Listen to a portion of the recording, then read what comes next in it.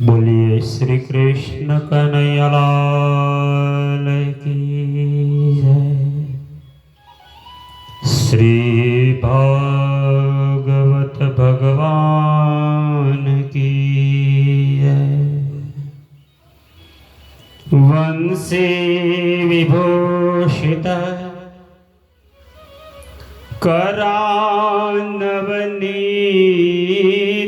करानवनीरदाभात पीताम्बराधरुण बिम्बफलाधरोष्ठात्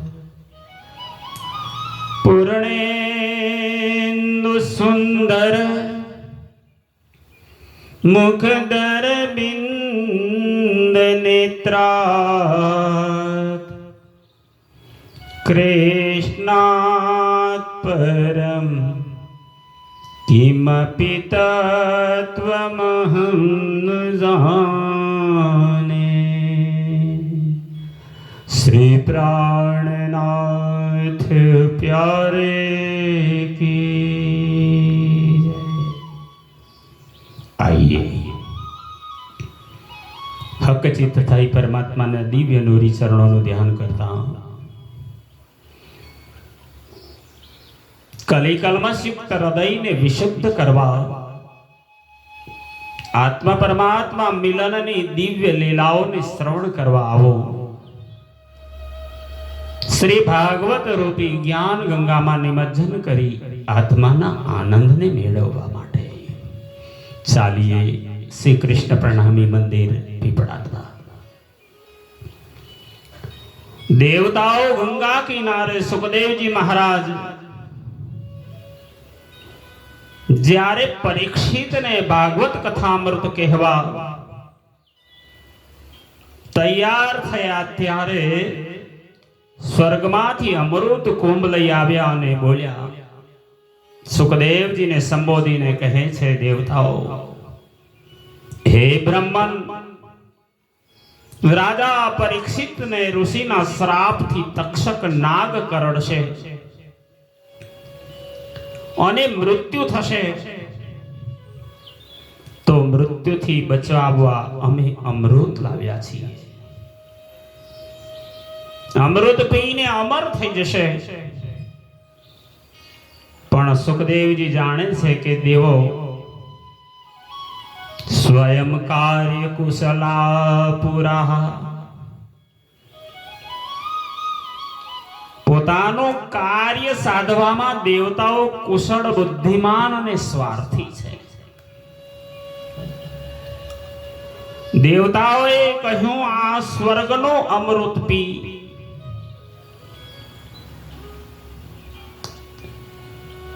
પરીક્ષિતને અમૃત પાઈ દો અને કથામૃત અમને આપો। દેવતાઓ કહે છે, સ્વર્ગમાં સુધા છે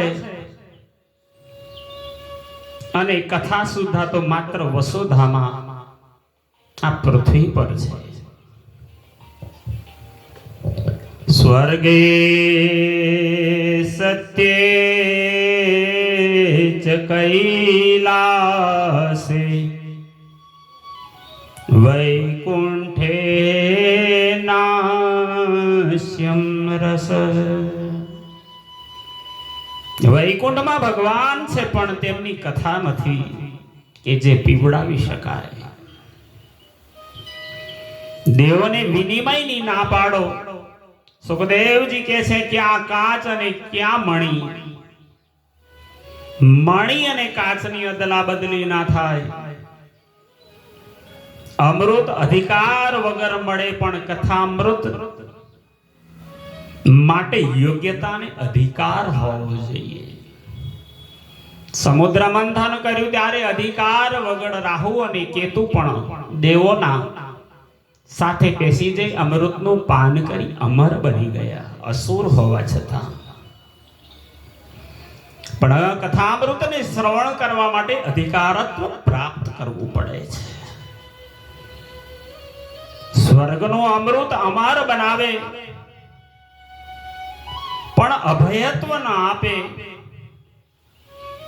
જ્યારે આ દિવ્ય કથામૃત અભયત્વ આપે છે.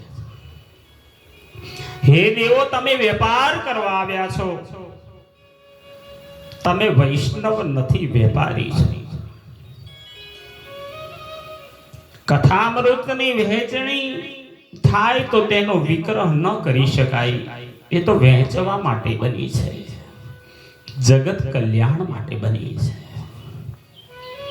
પરીક્ષિતે પૂછ્યું, મહારાજ, અમૃત અને કથામૃતમાં શું ફરક છે? કૃપા કરીને બતાવો. સુખદેવજી મહારાજ કહે છે, તો સાંભળ રાજન, અમૃતથી દીર્ઘજીવી બની શકાય અને કથામૃતથી દિવ્ય જીવન જીવી શકાય. એટલે કે દિવ્ય જીવી થવાય. કેટલું જીવ્યા તેનું મહત્વ નથી, કેવું જીવ્યા તેનું મહત્વ છે. સુખદેવજીએ રાજા પરીક્ષિતને કથાપાન કરાવી 7 દિવસમાં મુક્તિ અપાવવા માટે સંકલ્પ કર્યો છે. મુક્તિ આપવી જોઈએ એ જોઈ બ્રહ્માજીએ મુક્તિના જેટલા સાધનો હતા એ બધાની તુલના કરી. ત્યારે શ્રીમદ ભાગવત સર્વશ્રેષ્ઠ સિદ્ધ થયું છે. પૂર્વે આ કથા સનકાદિકોએ નારદને સંભળાવી. એ જ સંવાદ સુતજી મહારાજે સૌનક આદિ ઋષિઓને સંભળાવી રહ્યા છે.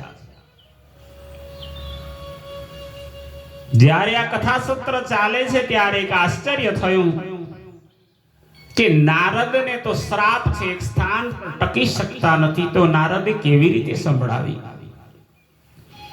નારદને શ્રાપ છે, અસ્થિર છે.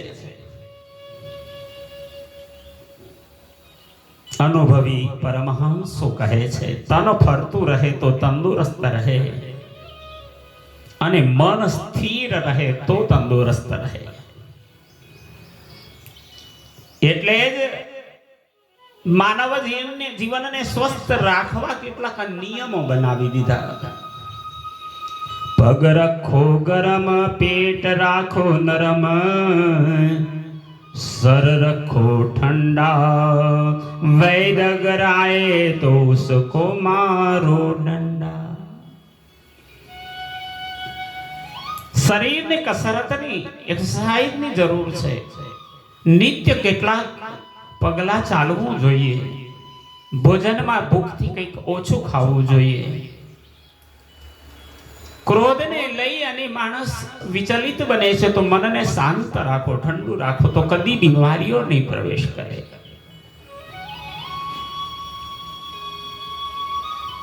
બીજાના કાર્યને સાધે એનું નામ સાધુ. એટલે જ આપણને કહે છે કે સાધુ સંતોનો સમય બગાડવામાં પાપ લાગે છે. તેમની એક એક ક્ષણ કિંમતી છે.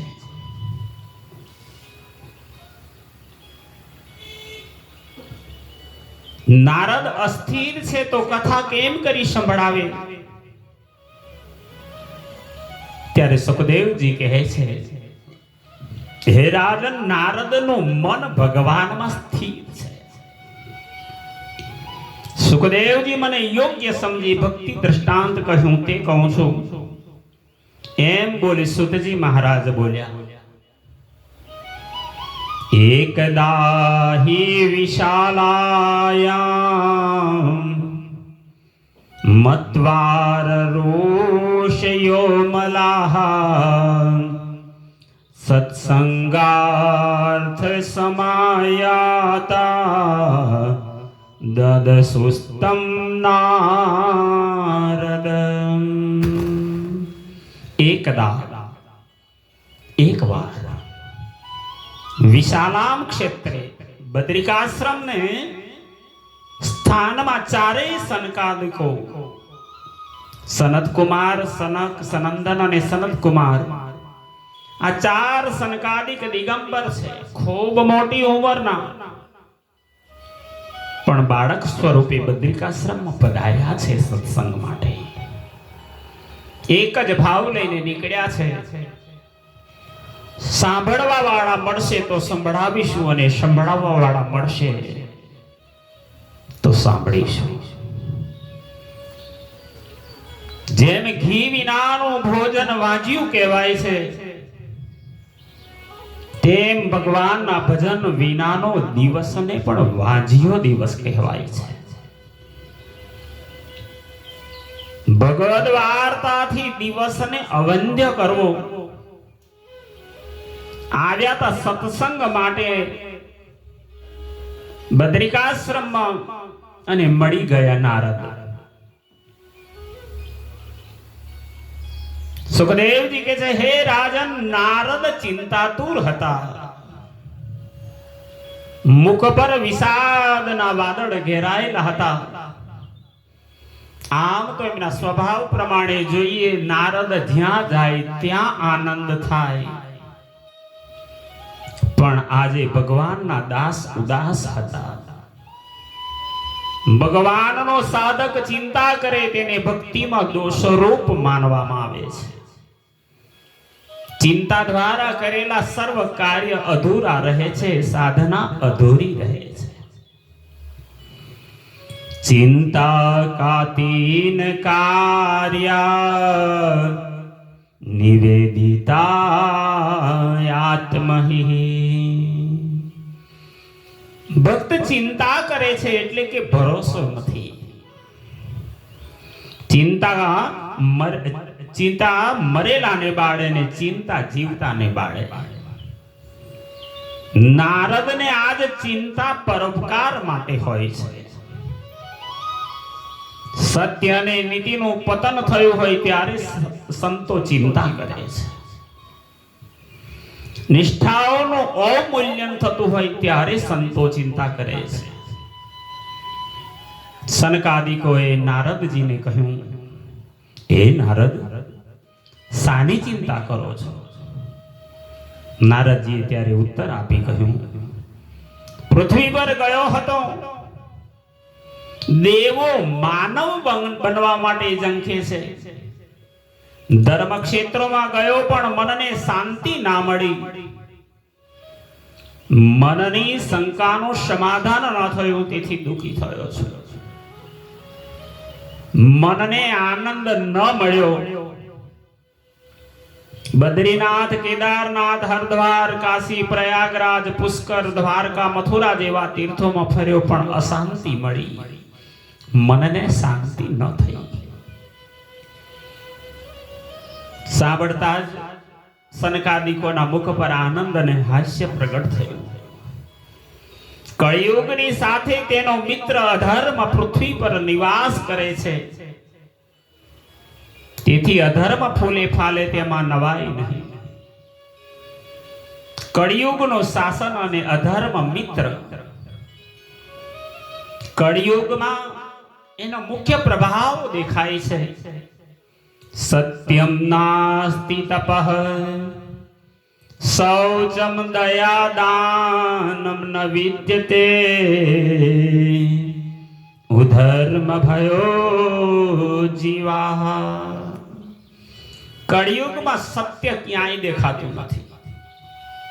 તપસ્યા, પવિત્રતા, દયા, દાન આ સર્વ ગુણો કળિયુગમાં લુપ્ત બન્યા છે. લોકો પેટ ભરા થયા છે.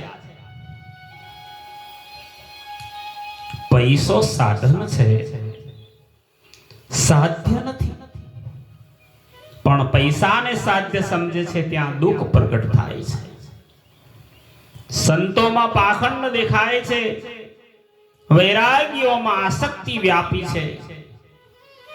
જે સમજદાર છે એ જ દુઃખી છે. વિરક્તો અપગ્રહી થયા છે. કર્તવ્ય પાલન કરતા નથી અને અધિકારની ઉપર આરૂઢ થઈએ છીએ. વ્યક્તિ વ્યક્તિને પ્રેમ કરે તો સમાજ તંદુરસ્ત છે. પણ જ્યારે વ્યક્તિ વસ્તુને પ્રેમ કરે ત્યારે અનિષ્ટ થાય છે. ત્યાં સમાજ બીમાર છે. India is a poor managed country. India is not poor country. વ્યક્તિ સોનાની નગરી બનાવે ભલે, પણ તે દ્વારકા હોય, લંકા ના હોય એ પણ જરૂરી છે. ધનવાન બનો, પણ નીતિ રીતિ અને સંસ્કારથી. સોનાની હોય તોય દ્વારકા નગરી પણ ન રહી. એક દિવસ લક્ષ્મી ચંચળ હોય અને ચાલવાની છે. આ સંસારનો સ્વભાવ છે. ભગવાન બુદ્ધના હૃદયમાં કરુણા છે. કરુણા એટલે મૈત્રીના વાદળ વર્ષે તે વરસાદને કરુણા કહી છે. મહાવીર જેવા મહાપુરુષમાં વિનમ વિતરાગતાનું મહાન દ્રષ્ટાંત બનીને આવ્યા.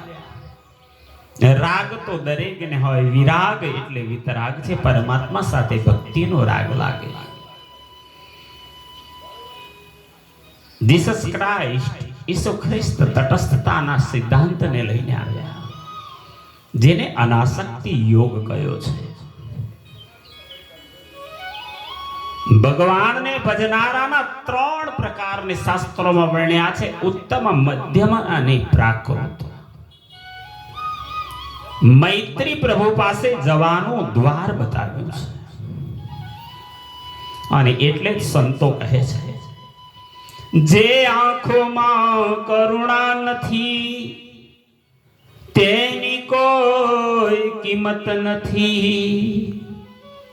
જેને કરુણાતર છોડી તેની કિંમત ફૂટી કોડી. મૃગજળના દરિયાને તરવા મૂર્ખ હોય તે બાંધે હોડી.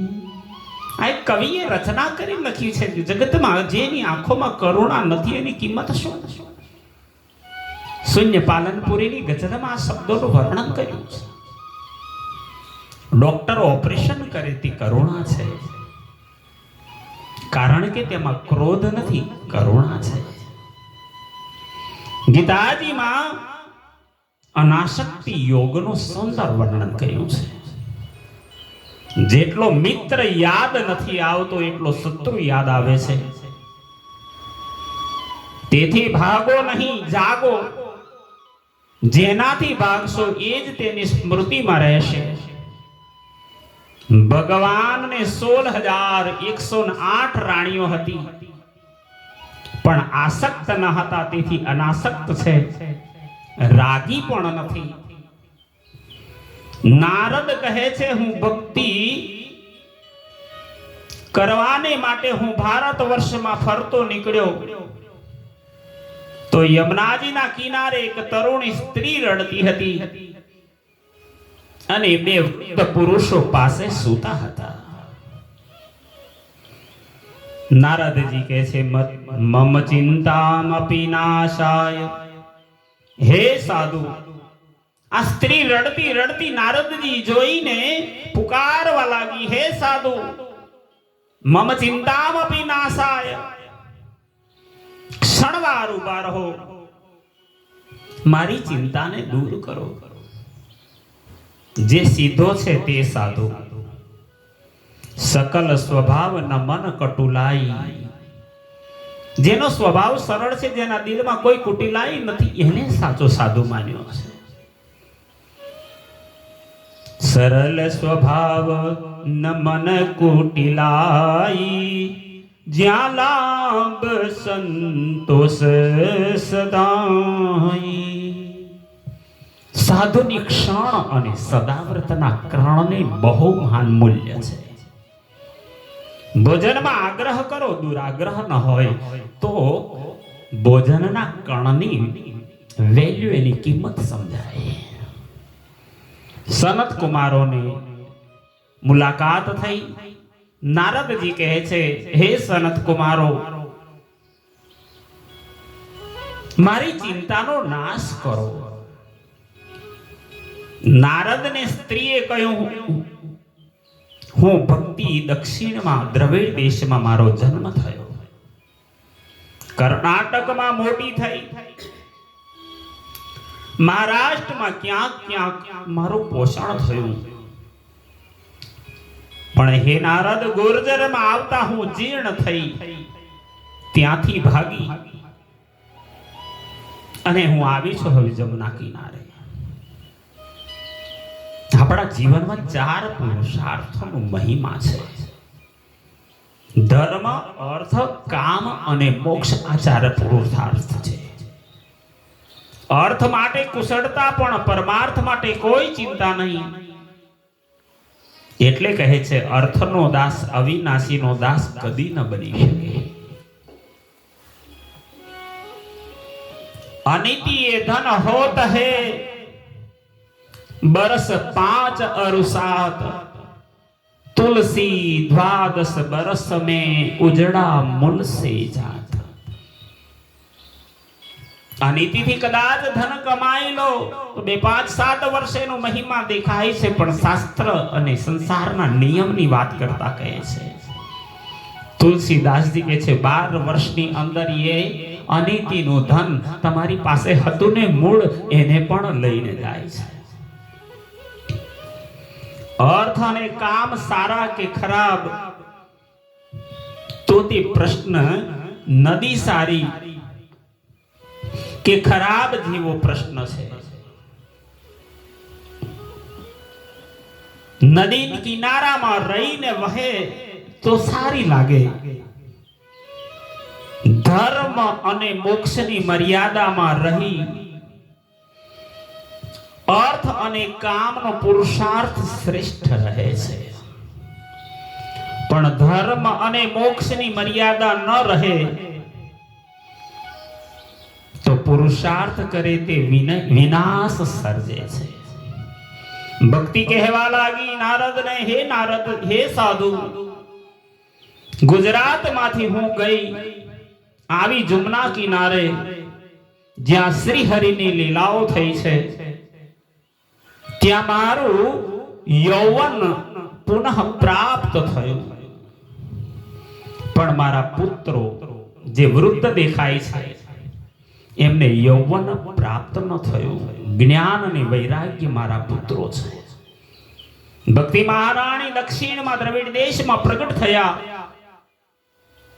ગુરુ પરંપરા પૂર્વમાંથી આવી, સંત પરંપરા દક્ષિણ દિશામાંથી આવી છે, જે દ્રવિડો લઈને આવ્યા.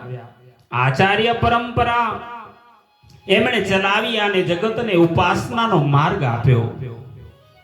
ભક્તિ મહારાણી છે, તેથી દીનતાના સિંહાસન પર બેસે છે. મહારાણી છે એટલે શિંગાર કરીને આવ્યા છે. દક્ષિણ ભારત ભક્તિનું પિયર માનવામાં આવે છે.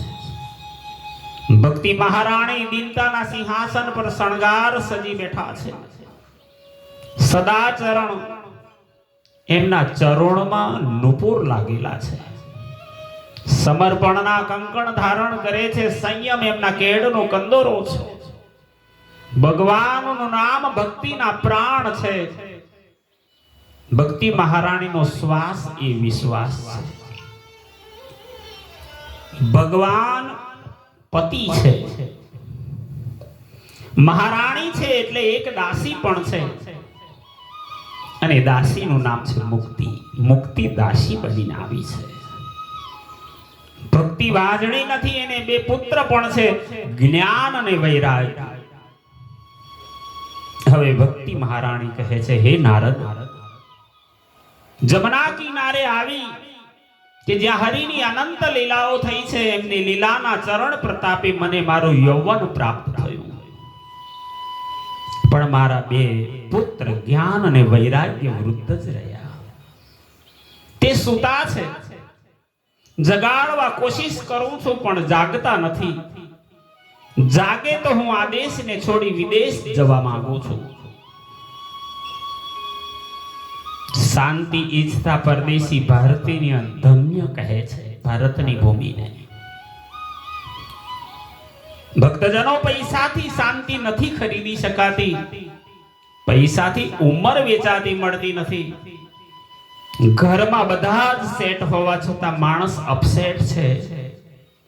આપણું કેટલું તો કહે છે જેટલું પચાવી શકીએ એટલું આપો. 7 માળનો મહેલ બનાવ્યા. ઓ 7 માળનો મહેલ બનાવ્યા, તેમાં ફર્નિચર બનાવ્યું ન્યારું ન્યારું. 7 ભેંતનો સાથળો તારો, બીજું બધું પરબારો. હું કરીને હાલી નીકળનાર, આ મોટપમાં નથી બહુ સાર. લોટ પાણીનો તને લાડવો પકડાવશે, અને બીજું બધું પરબારું. શું લાવ્યા ને શું લઈ જવાના? છઠ્ઠીના ને કફનના કપડામાં ખિસ્સા નથી હોતા, કારણ કઈ લાવ્યા નથી ને કઈ લઈ પણ જવાના નથી. લાવ્યા તા કેટલું ને લઈ જવાના કેટલું. લાવ્યા તા કેટલું ને લઈ જવાના કેટલું. આખરે તો લાકડાને છાણા રે જરા સરવાળો માંડજો. જિંદગીમાં કેટલું કમાણા રે જરા સરવાળો માંડજો. જીવવા માટે પૈસા જરૂરી છે, પણ પૈસા માટે જ જીવવું એ જરૂરી નથી. માણસ કમાય, પૈસા બચાવે, અને તે પૈસા બચાવી તેનાથી માણસને બચાવે તે ખૂબ જરૂરી છે. નારદ મારા દીકરાને જગાડો, ભક્તિ પ્રાર્થના કરે છે. મારા દીકરાઓ વૃદ્ધ બન્યા છે, જાગૃત કરાવો. યુવાન બને તો મારે એમને લઈને મારે વિદેશમાં જવું છે. ભક્તિ મહારાણીના દુઃખને કારણે નારદને ક્ષણમાં સમાધિ લાગી. સમાધિ લગાવતા જાણી લીધું કે ભક્તિને શાને માટે દુઃખ આવ્યું, ભક્તિની આ દશા કેમ થઈ. નારદજીને સમાધિ લગાવતા જાણ થઈ કે ભક્તિ કળિયુગના કારણે દુઃખી થઈ છે. રાજા પરીક્ષિતે કળિયુગને મારી કેમ ના નાખ્યો, આ પ્રશ્ન જાગ્યો છે. ત્યારે નારદ બોલ્યા, રાજા પરીક્ષિતે વિચાર કર્યો કે હું ભ્રમરની જેમ સાર ગ્રહણ કરવા વાળો છું, તેથી કલીને માર્યો નહીં, તેનો નિગ્રહ કર્યો, નાશ નહીં. કળિયુગમાં ભગવાનની પ્રાપ્તિ કેવળ કીર્તનથી થાય છે. રામાયણમાં તુલસીદાસજીએ વર્ણન લખ્યું છે, કળિયુગ ભગવદ પ્રાપ્તિમાં મદદરૂપ થશે સમજીને નાશ ન કર્યો, નિગ્રહ કર્યો છે. ભક્તિ તો ભગવાનની પ્યારી છે. ભક્તિએ રહેવાની જગ્યા પૂછી. ભગવાને વૈષ્ણવના હૃદયમાં રહેવાની આજ્ઞા કરી. મુક્તિદાસીને ક્ષય રોગ લાગ્યો છે, કારણ મુક્તિને લાયક કોઈ જીવ જ સંસારમાં રહ્યો નથી. પણ જો તું હે ભક્તિ મહારાણી કોઈને આંગળી કરી દે, આંગળી ચીધે તો તારા કહેવાથી મુક્તિ ચંડાલને પણ જઈને વરે છે. હે ભક્તિ, દુખી ના થઈશ, તારે વિદેશ જવાની જરૂર નથી. હું તને તારા પુત્રો સહિત ગેહે ગેહે જને જને હું તારી સ્થાપના કરીશ, તેનું વચન આપું છું. કૃષ્ણ કનૈયાલાલ કી